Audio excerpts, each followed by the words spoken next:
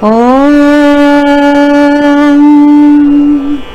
Shirdi Sai Vidmahe Satchidanandaya Dhimahi Tanno Sai Prachodayat. Chapter 2 of the Shirdi Sai Satcharita.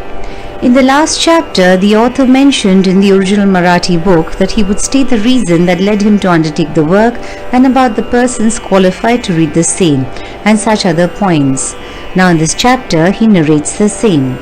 In the first chapter, I described Sai Baba's miracle of checking and destroying the cholera epidemic by grinding wheat and throwing the flour on the outskirts of the village. I heard other miracles of Sai Baba to my great delight, and this delight burst forth into this poetic work. I also thought that the description of these miracles of Sai Baba would be interesting and instructive to his devotees and would remove their sins. And so I began to write the sacred life and teachings of Sai Baba. The life of the saint is neither logical nor dialectical. It shows us the true and great path. Hemant thought that he was not a fit person to undertake the work. He said, I do not know the life of my intimate friend, nor do I have my own mind. Then how can I write the life of a saint or describe the nature of incarnations, which even the Vedas were unable to do? One must be a saint himself before he could know other saints. Otherwise, how can I describe their glory?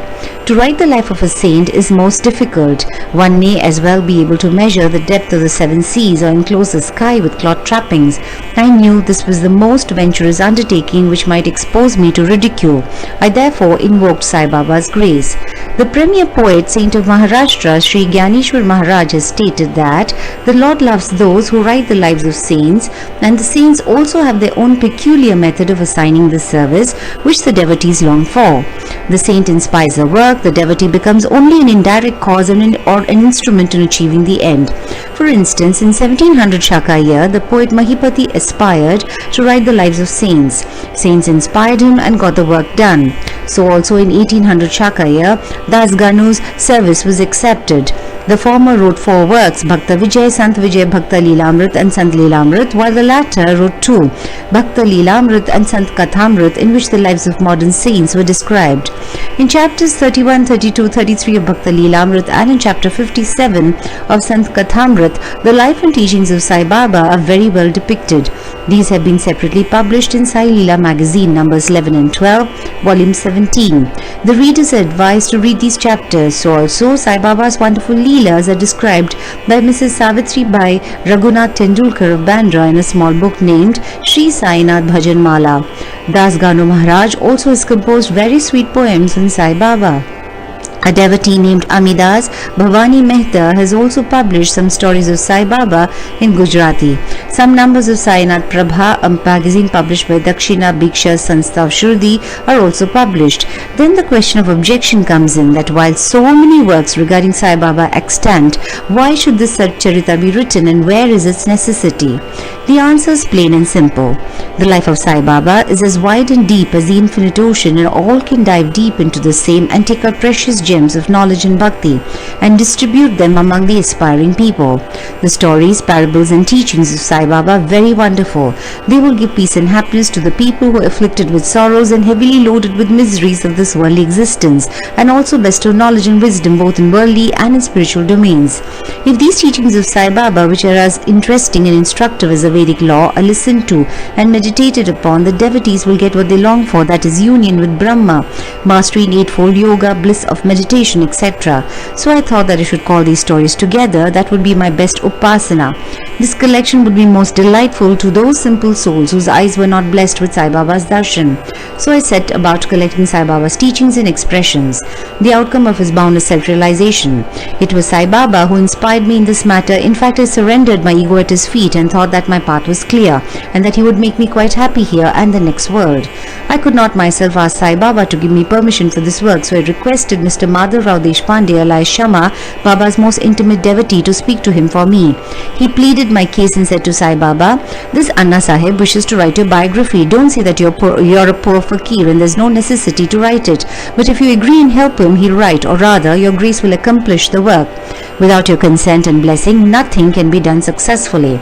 When Sai Baba heard this request, he was moved and blessed me by giving me his odi and placing his boon bestowing hand on my head, said, "Let him make a collection of stories and experiences, keep notes and memos, I will help him. He is only an outward instrument. I should write my autobiography myself and satisfy the wishes of my devotees. He should get rid of his ego, surrender it at my feet. He who acts like this in life, him I help the most. What of my life stories? I serve him in his house in all possible ways. When his ego is completely annihilated and there is left no trace of it, I myself shall enter into him and shall myself write my own life. Hearing my stories and teachings will create faith in devotees' hearts, and they will easily get self-realization and bliss. Let there be no insistence on establishing one's own view, no attempt to refute others' opinions, no discussions of pros and cons of any subject." The word discussion put me in mind of my promise to explain the story of my getting the title of Hemad Panth, and now I begin to relate the same. I was on close friendly terms with Kaka Sahib Dikshit and Nana Sahib Chandorkar. They pressed me to go to Shirdi and have Baba's darshan, and I promised them to do so. But something in the meanwhile turned up which prevented me from going to Shirdi. The son of a friend of mine at Lonavla fell ill. My friend tried all possible means, physical and spiritual, but the fever would not abate. At length he got his guru to sit by the bedside of his son, but this too was of no avail. Hearing this, I thought, what was the utility of the guru if he could not save my friend's son? If the guru can't do anything for us, why should I go to Shirdi at all? Thinking this way, I postponed my Shirdi trip, but the inevitable must happen, and it happened in my case as follows. Mr. Nana Sahib Chandorkar, who was a divisional officer, was going on tour to Bassein. From Thana, he came to Dadar and was waiting for a train bound for Bassein. Meanwhile, a Bandra local turned up. He sat in it and came to Bandra and sent for me and took me to task for putting off my Shirdi trip. Nana's argument for my Shirdi trip was convincing and delightful, and so I decided to start for Shirdi the same night. I packed up my luggage and started for Shirdi. I planned to go to Dadar and from there to catch the train for Manmad, and so I booked myself for Dadar and sat in the train. While the train was to start, a Mohammedan came hastily to my compartment and, seeing all my paraphernalia, asked me where I was bound to. I told him about my plan. He then suggested that I should go straight to Porbandar and not to wait at Dadar, as the Manmad mail did not stop at Dadar. If this little miracle or Leela had not happened, I wouldn't have reached Shirdi next day as settled, and many doubts would have assailed me. But that was not to be. As fortune favoured me, I reached Shirdi the next day before 9 or 10 a.m. Bhau Sahib, Kaka Dikshit, was waiting for me there. This was in 1910, when there was only one place, that is Sate's Wada, for lodging pilgrim devotees. After lighting from the Tonga, I was anxious to have darshan when the great devotee Tatya Sahib Nulkar returned from the masjid and said that Sai Baba was at the corner of the Wada, and that I should first get the preliminary darshan and then after bath see him at leisure. Hearing this, I ran and prostrated before Baba, and my joy knew no bounds. I found more than what Banana Chandorkar had told me. All my senses were satisfied and I forgot my thirst and hunger. The moment I touched Sai Baba's feet, I began a new lease of life. I felt myself much obliged to those who spurred and helped me to get the darshan, and I considered them as my real relatives, and I cannot repay their debt. I only remember them and prostrate mentally before them. The peculiarity of Sai Baba's darshan, as I found it, is that by his darshan our thoughts are changed, the force of previous actions is abated, and gradually non-attachment or dispassion towards worldly object grows up. It is by the merits of actions in many past births that such darshan is got, and if only you see by Sai Baba, all the world assumes the form of Sai Baba. On the first day of my arrival in Shirdi, there was a discussion between me and Bala Sahib Bhate regarding the necessity of a guru. I contended, why should we lose our freedom and submit to others? When we have to do our duty, why a guru is necessary? One must try his best and save himself. What can the guru do to a man who does nothing but sleeps indolently? Thus, I pleaded free will, while Mr. Bhate took up the other side, that is destiny, and said, whatever is bound to happen must happen. Even great men have failed. Man proposes one way, but God disposes the other way. Brush aside your cleverness. Pride or egoism won't help you. This discussion, with all its pros and cons, went on for an hour or so, and as usual no conclusion was arrived at. We had to stop the discussion ultimately, as we were exhausted. The net result of this was that I lost my peace of mind and found that unless there is strong body consciousness and egoism, there would be no discussion. In other words, it is egoism which breeds discussion.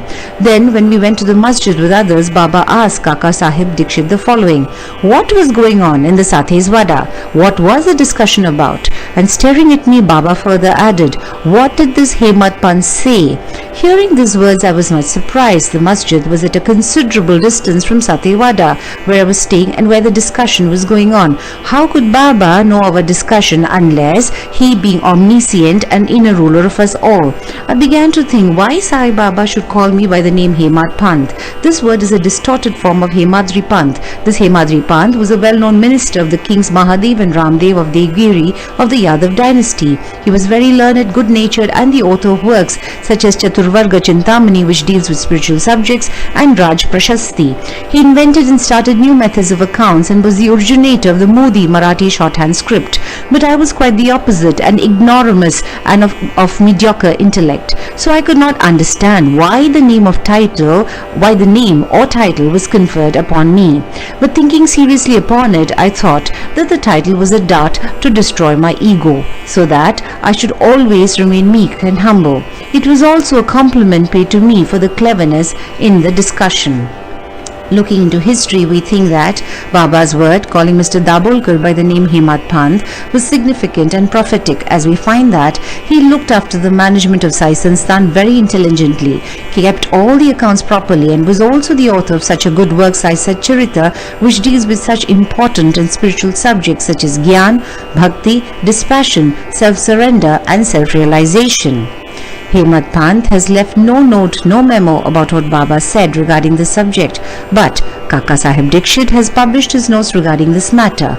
Next day, after Hemad Panth's meeting with Sai Baba, Kaka Sahib went to Baba and asked, "Baba, where to go?" Baba said, "High up." Then the man said, "Where is the way?" Baba said, "There are many ways leading there. There is one way from here, Shirdi also. The way is difficult. There are tigers and wolves in the jungles on the way." I, that is Kaka Sahib, asked, "But Baba, what if we take a guide with us?" Baba answered, "Then there is no difficulty. The guide will take you straight to your destination, avoiding wolves, tigers and ditches, etc. on the way. If there be no guide, there is a danger of your being lost in the jungles or falling into ditches." Mr. Dabolkar was present on this occasion, and he thought that this was the answer Baba gave to the question whether Guru was a necessity, and he thereupon took the hint that no discussion whether man is free or bound is of any use in spiritual matters, but on the contrary, real Paramartha is possible only as a result of the teachings of the Guru, as is illustrated in this chapter of the original work in the instances of great avatars like Ram and Krishna, who had to submit themselves to their Gurus Vashishta and Sandipani respectively for getting self-realization, and that the only virtues necessary for such progress are faith and patience. Bow to Shri Sai, peace be to all. Samastha Lokah Sukhino Bhavantu. Samastha Lokah Sukhino Bhavantu. Samastha Lokah Sukhino Bhavantu. Om Shanti Shanti Shanti.